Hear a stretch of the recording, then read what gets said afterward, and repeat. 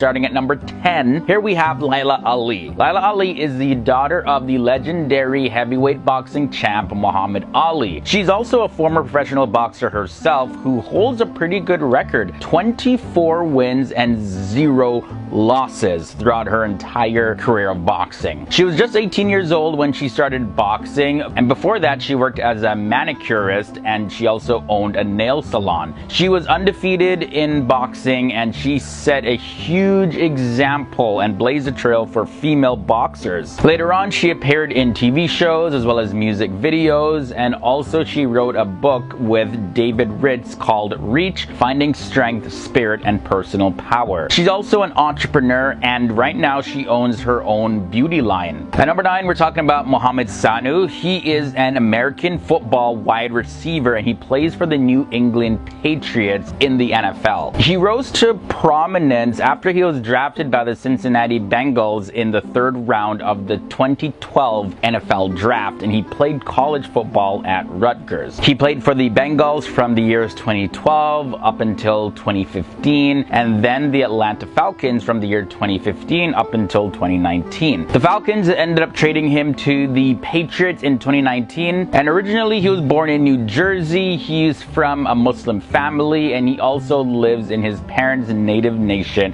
of Sierra Leone for some time when he was a child. Paul Pogba is another influential Muslim coming up at number 8. He is a French professional football player, and this guy, he plays football so amazing. He's so quick. His skills are fantastic on the field. He's definitely a lot of fun to watch out there. Now, Paul Pogba, he's a sought-after football player. As a matter of fact, he actually broke a record. There was a $112 million transfer fee that it took for Manchester to acquire him from Juventus in Italy's top football league. After helping Manchester United to conquer the Premier League Championship in 2018, he's set to play in the next World Cup. And I mean that hopefully COVID is not a thing by then, because we want to see our World Cup. The athlete at number 7 is Amir Khan. He was born in December 1986. His full name is Amir Iqbal Khan, and he is an English professional boxer. His father was originally from Pakistan but lives in England, and Amir Khan is the youngest British Olympic boxing medalist, and he earned that title when he won silver at the 2004 Athens Olympics when he was just 17 years old. He's also one of the youngest British world champions ever to play the sport. He won the WBA light welterweight title at the age of 22, and he's also the 2nd British Asian world champion after Jawad Khalik. We have to talk about Ibtihaj Mohammed because she made history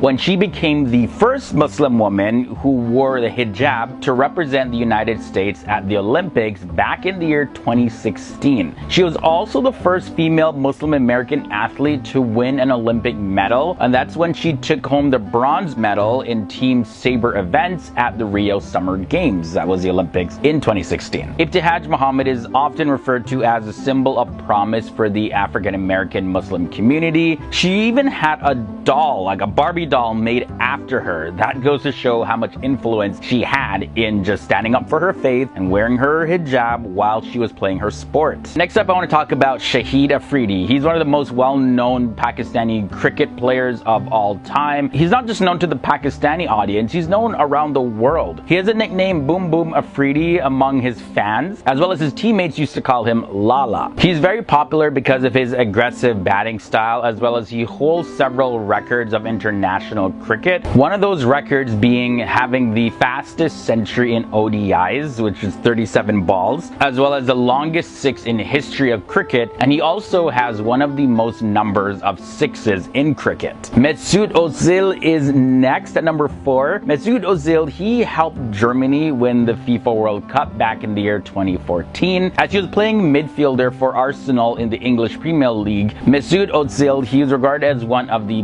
best players in the world, especially when it comes to his passing and setting up his other teammates. He has set records for assists, and his transfer in 2013 from from Real Madrid in Spain's top league to Arsenal came with a $44 million transfer fee, and that made him the most expensive German soccer player of all time. But when he's not playing soccer, he likes to give back to the community. As a matter of fact, after the 2014 World Cup in Brazil, he donated a lot of his championship earnings to pay for surgeries of 23 children at hospitals in Brazil. And then the year after that, he actually went back to pay for 11 surgeries for 11 children that were in need. But more recently, Mesut Ozil, things aren't looking so good because he's been left out of Arsenal's team for this season's Europa League. So the future of his career is a bit uncertain. Maybe his influence is dying down a bit. We still gotta wait and see. Muhammad Ali is at number 3. He was born Cassius Marcellus Clay Jr. And when you think, of course, of greatest boxers, you think of Muhammad Ali. He won boxing title after boxing title. He had a record of 57 wins, 5 losses, and 37 knockouts before he retired from the sport in 1981, and he was just 39 years old. Sadly though, he ended up passing away at the age of 74 on June 3rd, 2016. But definitely he's remembered as not just a very great boxer, but also a very influential Muslim. We have another cricket player, well, former cricket player turned politician